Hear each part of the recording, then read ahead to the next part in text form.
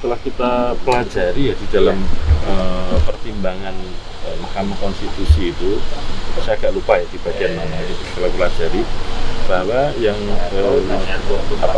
dinyatakan inkonstitusional dan tidak berkekuatan hukum itu kan kewenangan DPR untuk menyusun dan menetapkan dapil DPR RI dan DPRD provinsi, dan juga konsekuensinya lampiran yang disusun itu menjadi demikian juga konsekuensinya, dan kemudian akan memberikan wewenang kepada KPU untuk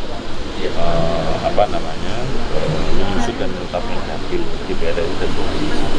Pertimbangan kami begini, ini sudah nyata-nyata masuk tahapan pemilihan, sehingga yang namanya sistem pemilu itu ada 4 aspek penting ya. Walaupun teman-teman sudah tahu, saya ingin ulangi lagi, sistem pemilu itu memiliki 4 aspek penting atau 4 aspek strategis. Yang pertama adalah daerah pemilihan dan alokasi kursi. Jadi kalau daerah pemilihan alokasi kursi itu kan menentukan sistem pemilunya apa. Kalau single member constituency, satu daerah pemilihan itu satu kursi, itu menunjukkan bahwa sistem yang diambil sistem suara terbanyak, the winner take all. Karena kalau menang ambil semua kan, kursinya cuma satu. Tapi kalau kursinya lebih dari satu atau kursinya banyak, itu menunjukkan sistem pemilihan proporsional. Nah, batas proporsional kita untuk menunjukkan sistem pemilu kita itu proporsional, batas minimalnya itu ditentukan di Undang-Undang 3, DPR RI 3/10, kemudian DPR di provinsi dan kabupaten kota 3/20.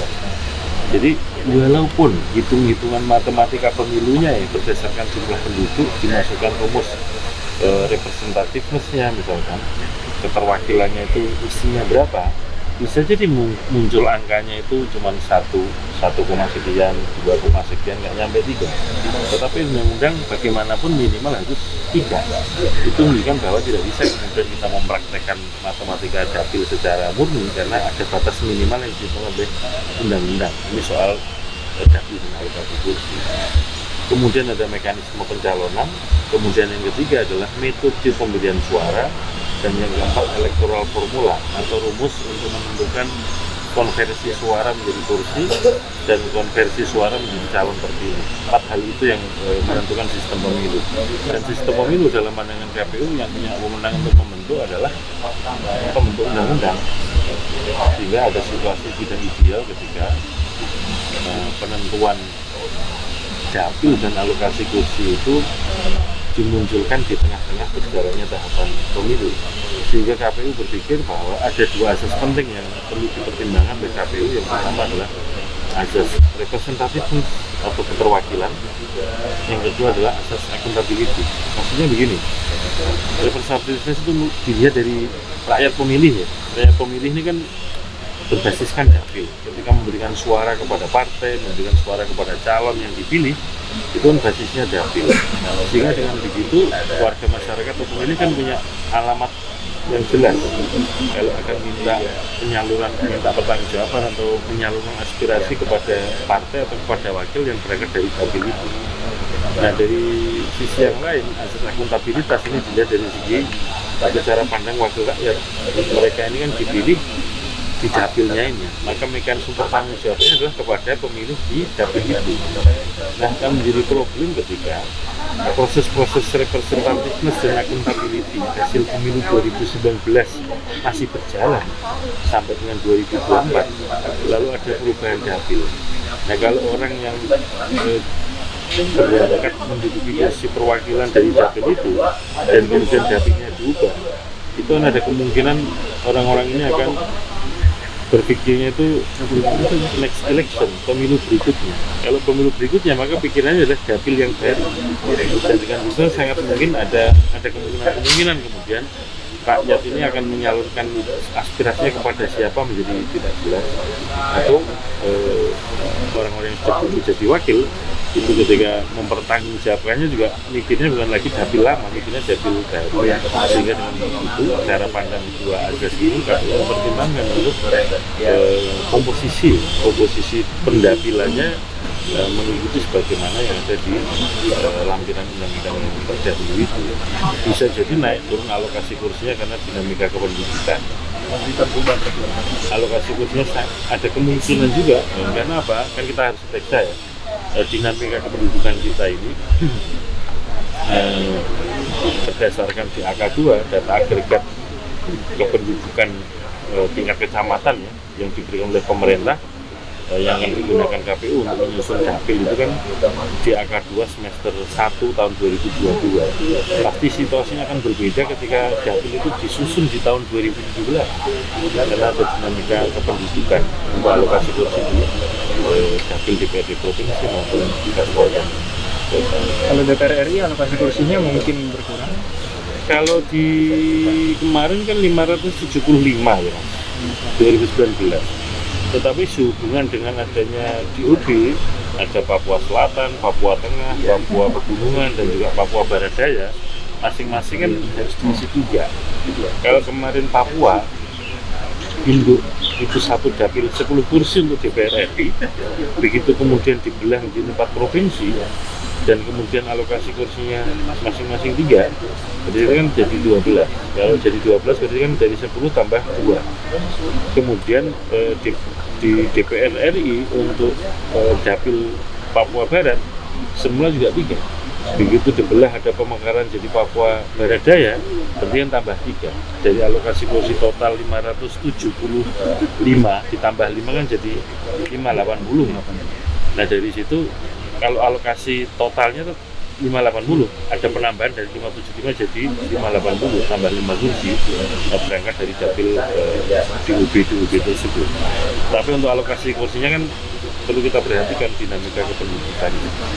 Nanti akan kita cek ulang, kita periksa ulang dengan rumus-rumus yang sudah ada itu, sehubungan dengan dinamika kependudukan itu apakah kemudian akan mengubah komposisi dapil untuk DPR RI maupun DPRD provinsi. Saya dengar misalkan di beberapa daerah jumlah penduduknya ada penurunan yang menjadikan alokasi kursi DPR-nya turun. Gitu. Jadi alokasi kursi untuk DPR RI di provinsi yang jumlah penduduknya berkurang bisa berkurang. Kita lihat dulu ya Mas. Bisa ngomong ada kemungkinan dikira mengarah. Makanya kita cek dulu. Mas, berarti kalau terbuka kemungkinan untuk mengubah alokasi kursi yang daerah. Makanya saya menghindari kata kemungkinan Mas. Ya, berarti KPU tidak menyalin ulang semua lampiran 3 yang 4 kursi. Kalau komposisinya kemungkinan besar. Bukan. Komposisi dapilnya itu. Selain dapil ini komposisinya adalah kabupaten ini, nah itu kayaknya besar. Tapi alokasi kursinya yang nanti bisa kita cek.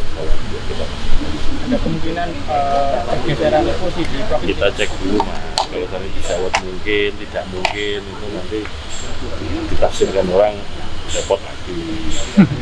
Ya kan? Padahal mungkin itu kan maybe yes, maybe not. Maksudnya terkait aturan sosialisasi sebelum kampanye itu tanggal waktunya kapan? Sebetulnya yang namanya sosialisasi peserta pemilu kan sejak ada peserta pemilu pasca 14 sejak 14 Juni lah penetapan partai politik. Peserta pemilu kan jenisnya macam-macam ya, ada partai politik, ada calon DPD, perseorangan calon DPD, kemudian ada pasangan calon presiden untuk pemilu nasional, dan nanti pilkada ada pasangan calon gubernur dan wakil gubernur, pasangan calon bupati, wakil bupati, wali kota itu peserta pemilu. Jadi kalau untuk konteks yang ini kan sejak 14 Desember sudah ada partai politik, sudah bisa sosialisasi partai politik sebagai peserta pemilu. Tetapi kan ada ranahnya lagi, yaitu yang namanya kampanye. Nanti waktunya kan tidak lagi, sehingga yang membedakan batas mana sosialisasi, mana kampanye ya kegiatan menyampaikan informasi berkaitan dengan dirinya ya partai politik itu sampai dengan sebelum masa kampanye. Sebetulnya kalau kita baca peraturan KPU